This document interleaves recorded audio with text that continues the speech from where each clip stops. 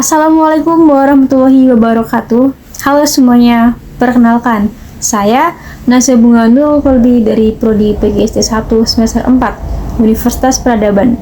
Kali ini saya mau mereview sebuah novel inspiratif yang sangat luar biasa, karya dari seorang penulis juga yang luar biasa ternama, yaitu Terelie, yang judul bukunya Moga Bunda Disayang Allah. Jujur ya teman-teman, awalnya pada saat pertama saya melihat cover bukunya dengan judulnya, saya mengira novel ini bakal membahas tentang perjuangan seorang ibu atau sosok bunda saja. Tetapi ternyata setelah saya buka, membaca bagian awal, tengah, hingga akhir, ternyata ekspektasi saya salah total. Ceritanya jauh lebih seru, kaya akan pelajaran, dan fokus utamanya justru ada pada perjuangan luar biasa antara dua tokoh, yaitu Melati dan juga Karang. Cerita ini sebenarnya berpusat pada sosok Melati. Bayangkan, saat Melati masih kecil, tepatnya di usia 3 tahun, dia mengalami kecelakaan tragis yang membuat dia harus kehilangan penglihatan, pendengaran, sekaligus kemampuan bicaranya. Dia terjebak dalam kegelapan dan kesunyian total. Selama bertahun-tahun, Melati tumbuh menjadi anak yang sangat frustasi karena tidak ada satu orang pun yang paham isi hatinya. Dan orang tuanya yang sangat royal seringkali mengobati Melati dengan para dokter hebat di seluruh dunia, namun usahanya selalu gagal.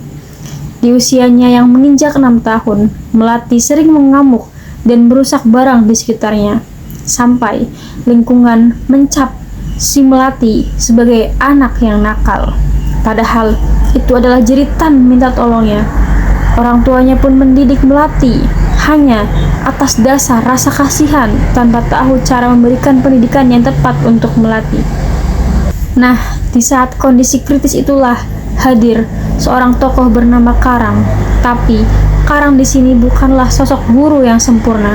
Dia adalah seorang mantan guru yang jiwanya hancur lebur akibat rasa bersalah yang luar biasa besar.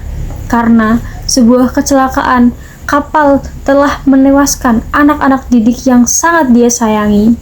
Saking dia depresinya, Karang kehilangan arah hidup dan melarikan diri menjadi seorang peminum alkohol yang parah. Bisa dibayangkan bagaimana beratnya ketika pria pemabuk yang jiwanya hancur harus mendidik anak usia 6 tahun yang buta, tuli, bisu, dan suka mengamuk.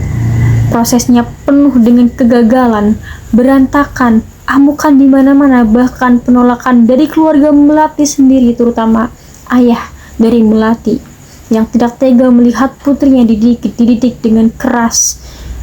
Sampai pada akhirnya tibalah kita pada bagian paling emosional dan puncak dari seluruh cerita ini, yaitu ketika air mancur membasuh lembut telapak tangan Melati.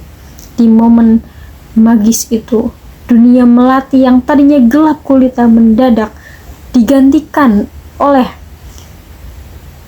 cahaya aurora yang indah mempesona tak terkatakan. Melati akhirnya bisa melihat arti kata cahaya. Dengan tubuh bergetar dan mata yang basah, menyaksikan keajaiban ini, Karang merengkuh tangan Melati dan menuliskan huruf demi huruf di telapak tangannya. A, I, R, air. Kesadaran itu melesat ke kepala Melati. Seluruh permukaan telapak tangannya seolah menjadi mata, telinga, dan mulut untuknya sebagai indera yang tersisa untuk bisa berkomunikasi. Untuk pertama kalinya setelah sekian lama terkurung frustasi, Melati tersenyum riang karena dia tahu dia sudah bisa memahami dunia. Momen indah ini tidak hanya menyelamatkan Melati, tetapi juga menyembuhkan trauma, melahirkan kembali harapan sebagai pendidik yang hebat. Pada saat saya membaca adegan di mana air mancur itu, justru membuat saya merinding dan sangat terharu Pelajaran terbesar yang saya dapatkan adalah bahwa kasih sayang kepada anak didik harus dibersamai dengan ketegasan dan tanggung jawab. Cerita Karang juga membuktikan bahwa sekelam apapun masa lalu kita, harapan untuk bangkit menjadi lebih baik itu akan selalu ada.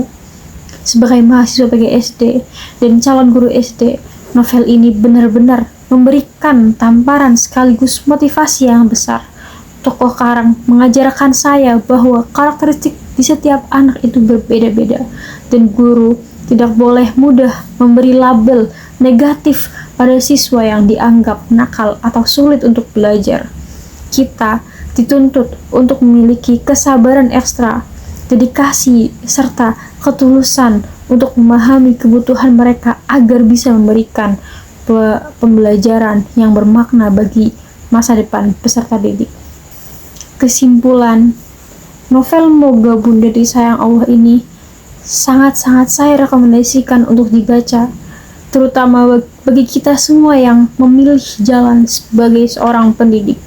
Jangan sampai terkecoh sama judulnya ya, karena isinya jauh lebih luar biasa, bahkan membuat saya yang biasanya tidak suka membaca terbawa suasana, terbawa sampai menangis. Terima kasih sudah menonton video review ini. Mari kita sama-sama belajar menjadi calon guru yang berhati luas. Sampai jumpa di video selanjutnya. Bye-bye.